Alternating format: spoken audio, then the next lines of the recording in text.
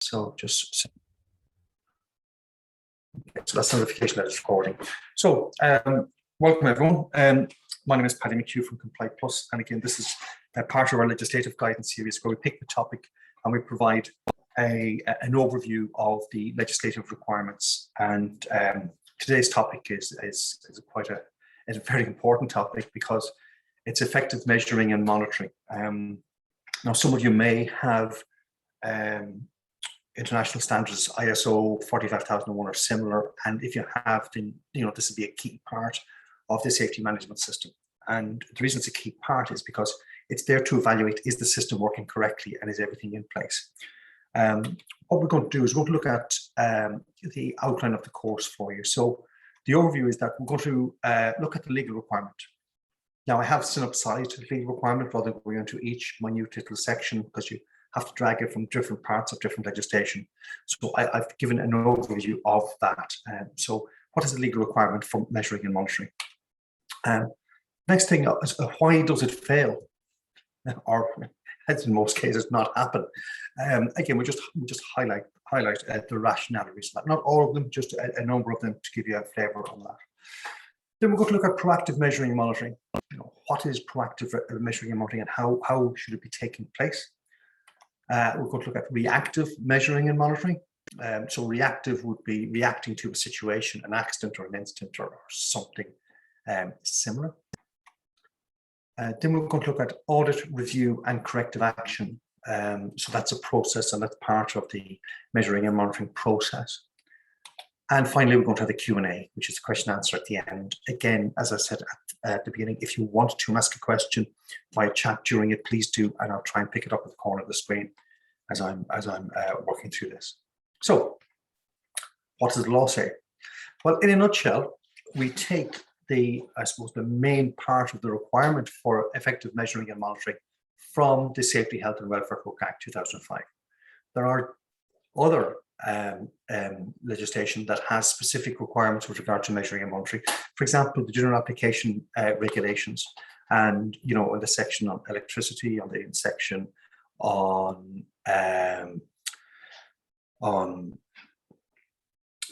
the lifting equipment, on work equipment, on the workplace. There's loads of places where there's requirements for effective measuring and monitoring. So, to synopsize what the requirements is, an organization and its officers must demonstrate that they're effectively managing their work activities so as to ensure the safety, health and well-being of their staff and any other person impacted by their activities. And then, well, how do they do that? Or how is it achieved? Well, by measuring performance, by actively monitoring and checking and measuring what is happening with regard to health and safety. When there's a situation that requires reactive activities like an accident or incident, etc., that it's done effectively. That there's a process of audit and review inbuilt into how you do your work. And obviously, when you come across a situation where something is wrong or something needs to be improved, then the effective implementation of corrective actions. So that's basically what the law says and how you go about it. So let's look at each of these individually and see what the legislative requirements are. I've thrown every so often, I don't have much room for pictures because of the volume, and it does distract sometimes, but I put a picture up periodically just to give an idea or a sample. So someone coming in here, a sample of what we're looking for. If I was doing an audit and I see that picture, I see chemicals being stored. They appear to be stored well. They appear to be stored in a reasonable environment. They're segregated into the specific chemicals. They're not untidy, etc. So that would give me comfort in terms of auditing. But is that all that's needed?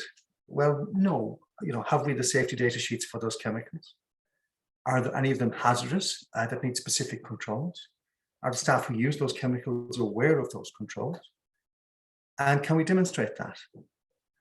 So the audit would pick up that type of those criteria if you're auditing. And what could happen is that, yes, you have everything in place, absolutely everything. However, a new member of staff may not have received information regarding the safety requirements, may not have seen the procedure for a specific chemical or a specific activity.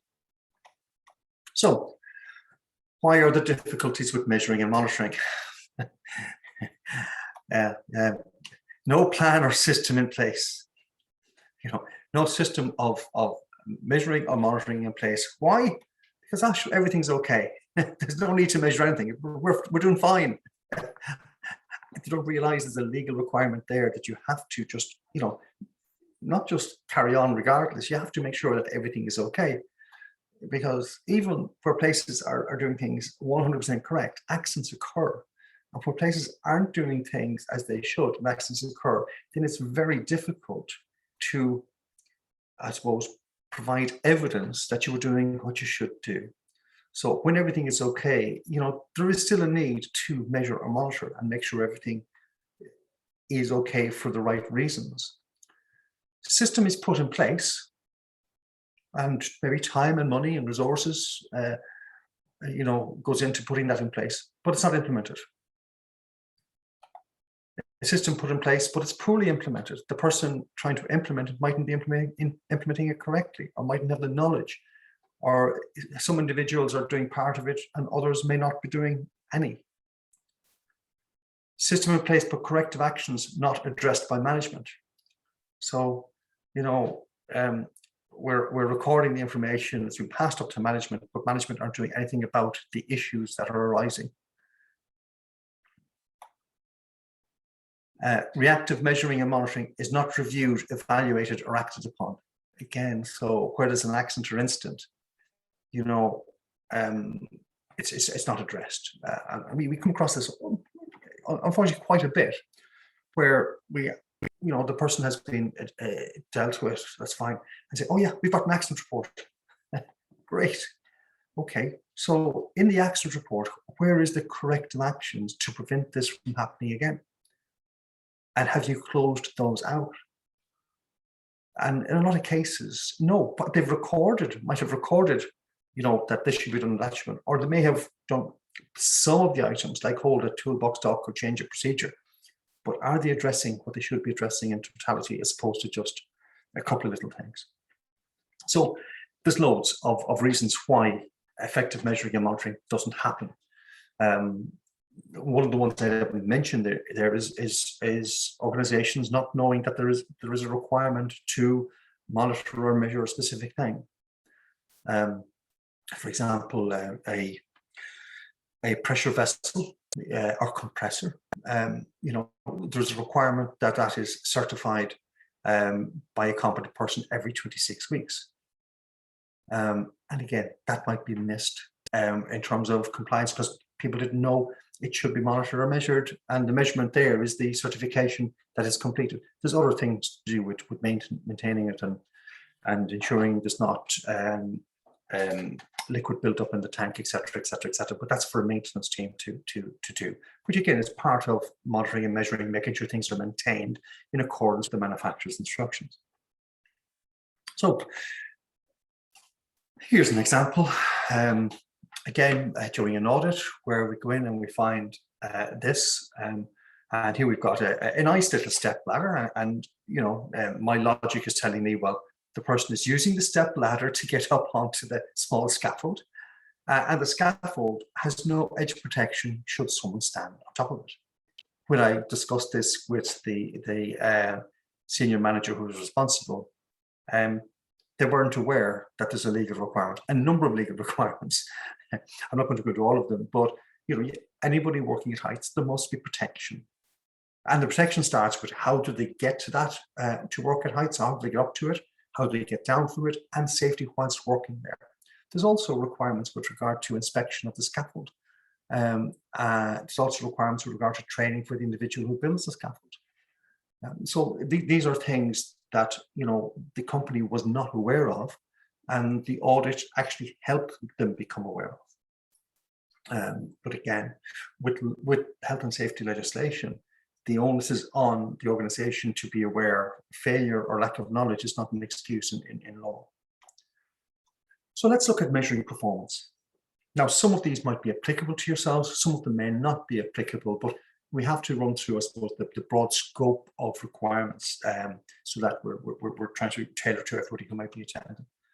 So the board of directors or the senior management needs to ensure that its safety and health responsibilities are properly discharged. So first of all, we're looking at, how is the senior management team demonstrating that they're managing performance? So are they reviewing safety and health performance on an annual basis? Are they ensuring that the safety statement, etc., reflects what the activities are and priorities of the organization? Are they ensuring that the safety and health management systems provided effective monitoring and reporting on safety and health performance or when circumstances change? So is there a process for effective monitoring and measuring and reporting? Is there someone appointed at senior management level who has the responsibility for implementing the safety and health management system? Again, it's a key requirement of the law. You have to have someone nominated or named. Now, in a lot of cases, we might call them the safety coordinator, etc. But a senior manager has to ultimately take responsibility.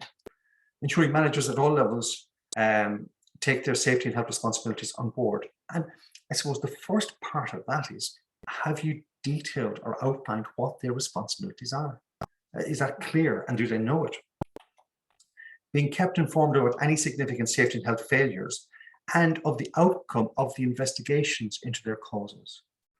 In a lot of cases, there's items that are brought up on audit, and sometimes the fix, might be easy, but they don't solve the root cause, the prime reason why.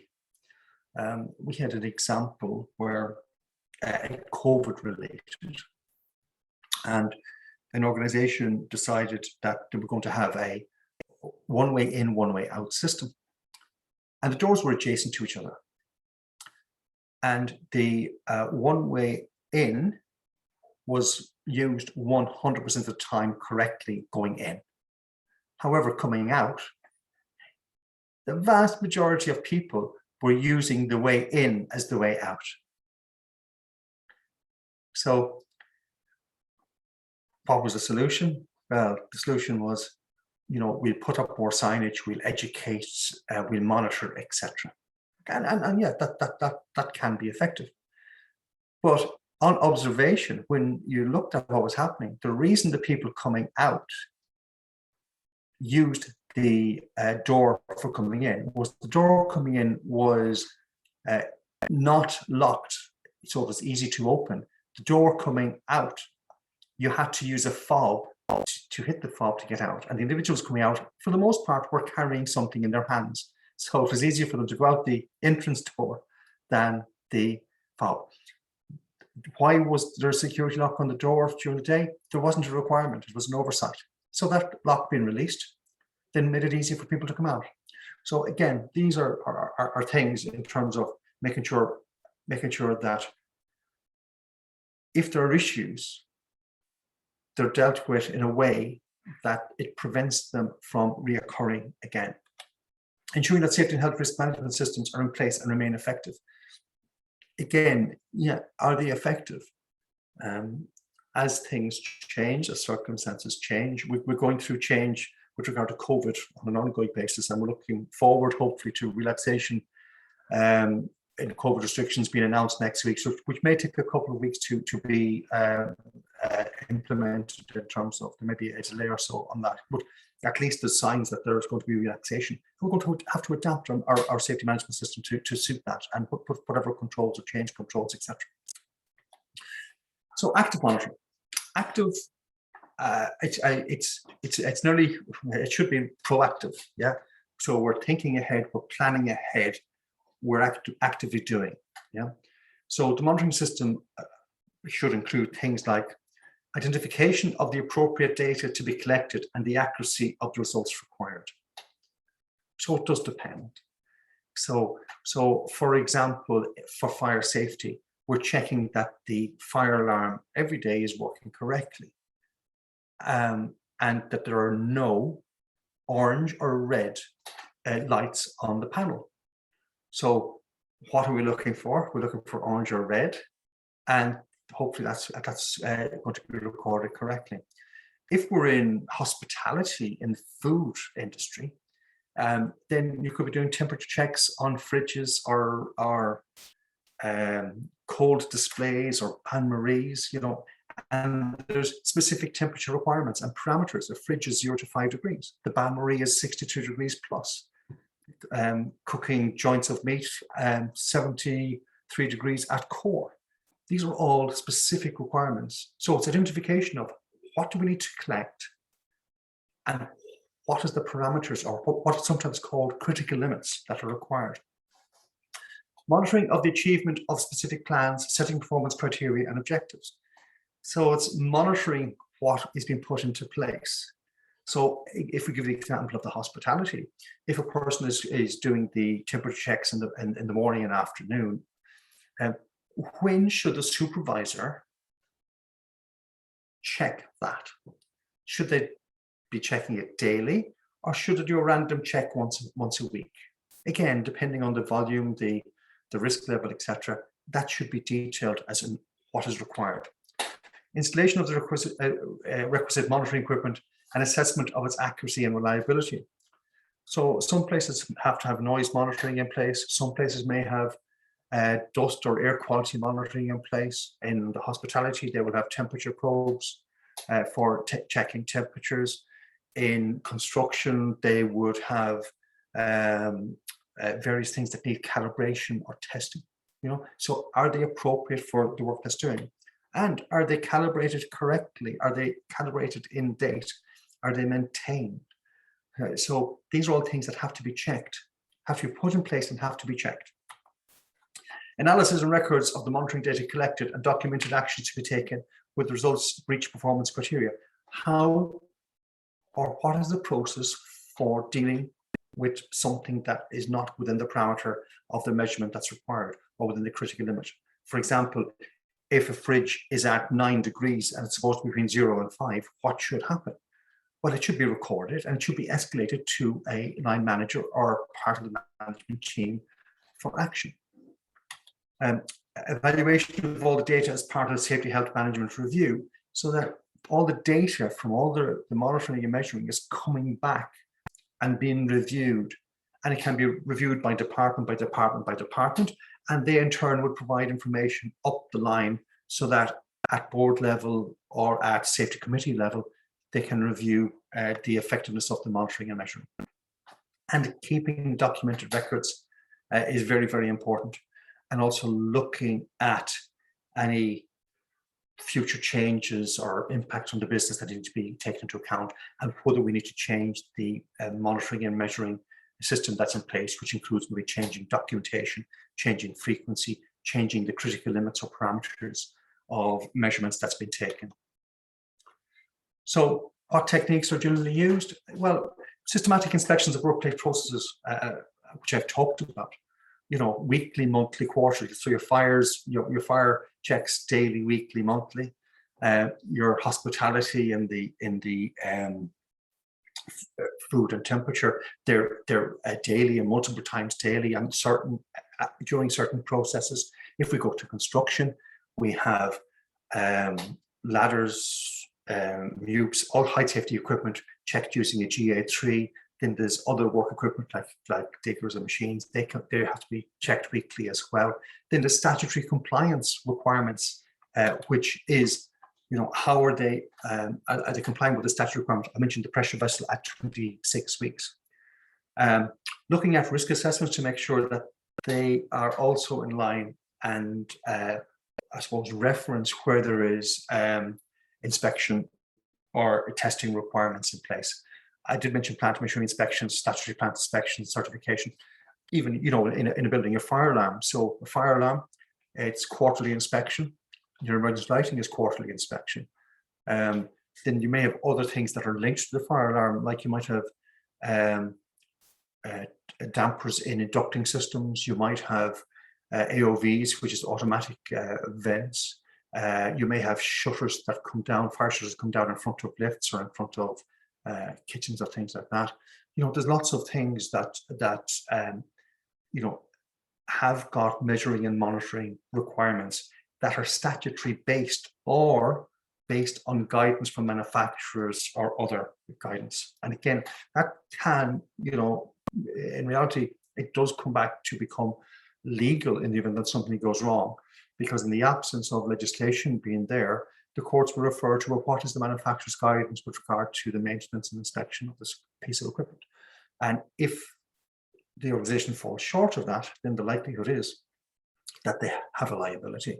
And again, that's the way the courts would be looking at it. Environmental sampling for dust, chemical fumes, noise, or biological agents. Again, depending on the nature of activity that you're doing, it could be part of your health surveillance. So you're measuring noise in the workplace. You're also doing health surveillance of the staff and getting their hearing checked periodically to see, is there a correlation with regard to the control of noise and the protection of hearing for individuals. That's, again, another example. Again, analysis of safety and health management system records. This is, again, it goes back to, listen, yes, we do all these checks and we do all this measuring, etc. Are we analyzing that to see, is it effective? Does it need to be improved? Are the corrective actions being implemented? Are they effective? And here's just an example of a checklist, a systematic checklist. And again, I'm using the hospitality catering area for this one. And it looks at pest control, waste control, checks and recording view, and it's signed, name, position, etc. And if you notice at the bottom of it, it says, well, tick frequency checks carried out by manager or supervisor. So it's asking for a manager or supervisor to do the checks, either weekly, fortnightly, or monthly. And what does that give you? Well, that gives you an extra level of surveillance. So we got staff doing the checks on a daily basis, like a weekly basis, or whatever, and then you've got someone from management doing them at a different frequency. And the whole idea there is that you're validating the whole process, and you're improving the process as well, because in some instances, staff may not pick up what a supervisor might pick up, and the opposite. So it does work both ways. So the more people that do this monitoring and measuring, the better, in terms of the better information that comes back and the better the quality of information that comes back. Reactive monitoring. Yeah, this is where we react to a situation. Something's gone wrong.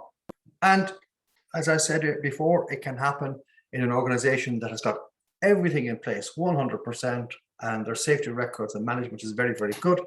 It can also happen in a company that's got nothing in place.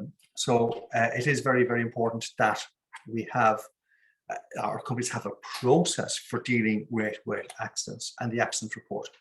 And if the accident report sheet is designed reasonably well, then what that does is it will give you and prompt the organization to ask the questions and to deal with the issues. So if the accident report form hasn't got, please detail the corrective actions that are to be put in place to prevent this accident from occurring again. If it doesn't have that, it's not prompting the person who's doing the accident to put it in. It's not prompting the person who reviews the accident report at management level to question, is that right or is that wrong, or have we done enough? And also, if the HSA come in and investigate, it doesn't prove to the HSA that you are doing what you should be doing in terms of trying to prevent an incident or accident that has occurred from ever occurring again. So investigation should include plans for corrective actions, which incorporate measures for restoring compliance as quickly as possible, preventing a reoccurrence, evaluating and mitigating any adverse safety and health effects, and reviewing the risk assessments to which the accident relates. A lot of times, sometimes, it may be that there was something missed on the risk assessment or something missed in the procedure. However, the vast majority of accidents tend to be behavior related. either the behavior of the individual who got injured or the behavior of another individual that caused the incident to occur to the individual who got injured. Assessing the effects of the proposed remedial measures. Again, it's very important that you evaluate, well, listen, if that happened, how do we prevent that from happening again? You know, is it straightforward, or you know, is the case that we have to revisit, or we have to get maybe other people involved in this because it's not as straightforward as we think. And again, documenting the process and associated corrective actions and preventative actions. And again, you know, we're talking about documentation all the time. Your documentation is evidence. Your documentation is proof that you do, proof that you monitor, proof that you measure, proof that you review, proof that you audit, proof that you analyze, proof that you put corrective actions in place. Auditing and reviewing performance. Again, you know, an audit should be specific to what you do. It should be designed in that way. So if you're, for example, in construction, it should be tailored to what you do in construction.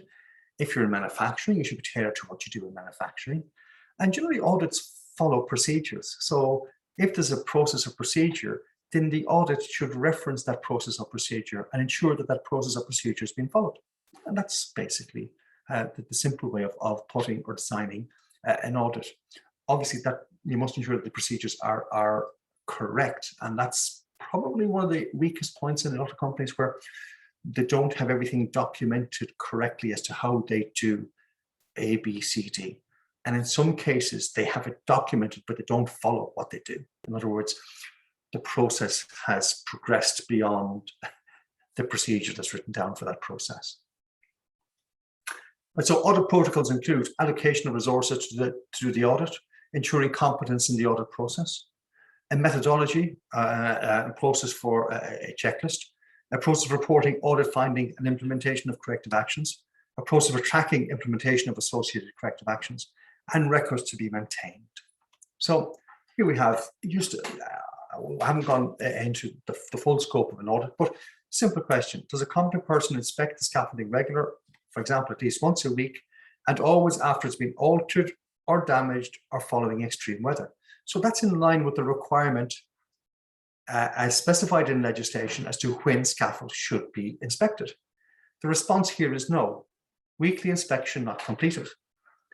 Are scaffolds in good condition, fully boarded, handrails, midrails, and toe boards in place? No. Mobile scaffold half erected. Please fully erect as per minimum instructions or dismantle. Now, you know, at first sight, that looks good.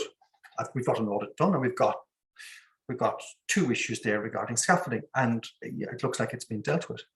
But in reality, we're not dealing with the root cause. And you have to ask the question: why is it that happening in the first place? Why is the site supervisor not managing that? Why is it up to someone coming in to point it out?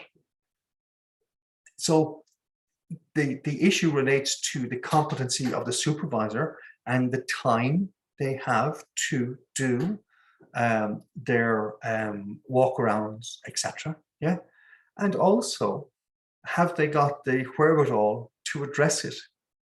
Some might want to address it. Again, I think maybe the last session we did was effective safety supervision. If you haven't seen it, again, go on, and it's up online. Actually, can give you a link to it. But that deals with, you know, what supervisors should be doing. So the issue here isn't that the tower is incorrect. The issue here is that the person responsible for managing the site for this company isn't managing it as they should. Now, there are other associated issues, but that is the root cause. And we have to address the root cause, because if we don't address the root cause, that will always happen. And we're not progressing and not moving anywhere. Reviewing performance, it's a continual process. You know, review. Most of the time it's informal, but you know, it's advisable that we have a formal process in place, and it could be a monthly, quarterly, you know, 6-monthly meeting where you sit down and you review safety performance and how things are going. Or it could be on a project by project basis. In some cases, if you take construction, it's done weekly. So remedying failures to implement workplace precautions during routine activities. So this is very, very important. Who's responsible for remedying failures to implement workplace precautions during routine activities? First line supervisors. They are responsible for managing. They are responsible for ensuring things are to be done as they should be done. Yeah. Or other managers who come along and identify things are not right. Correcting substandard performance identified by active and reactive monitoring. Yeah. So is the correction correct? Is it doing what it needs to do? Or have we still issues that are ongoing? Assessing plans at individual, departmental, site, group, and organization level, assessing the effectiveness of the safety and health management system. So we're looking at, from an individual basis all the way up to an organizational basis. And again, at individual level, it's the supervisor should be assessing, and possibly the supervisor's manager or supervisor, assessing an individual or groups of individuals. And then it moves up from that. Responding to the results of audits. Again, an audit comes across someone's desk, they look at it, and that's it. Is that appropriate? Well, if the audit is 100 out of 100, absolutely, that's fine. I'll be sending an email saying, guys, thank you very much, well done. We've received 100%, and we're, whereas if we have issues that are wrong, I want to try and find out why did they go wrong?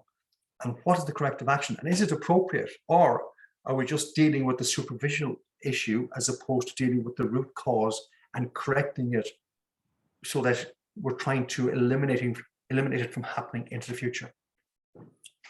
Other performance criteria can be safety objectives that you set for an organization or for a project, or key performance indicators relating to safety. These are all things that are helpful in measuring, etc. But the safety objectives and safety key performance indicators, if you're doing what I've said earlier, they automatically are flowing along with that, because your thinking is on safety improvement and managing and measuring that going forward. Okay, so that's it. Again, it's fairly quick. We've taken the key elements of it and tried to outline it as clear as possible, but also broadly through different sectors, etc. And we did cover the legal requirement, why measuring and monitoring fail, looked at proactive measuring and monitoring, reactive measuring and monitoring, audit review and corrective action. And we're now going to go to a Q&A. So what I'm going to do first is I'm going to take it off record.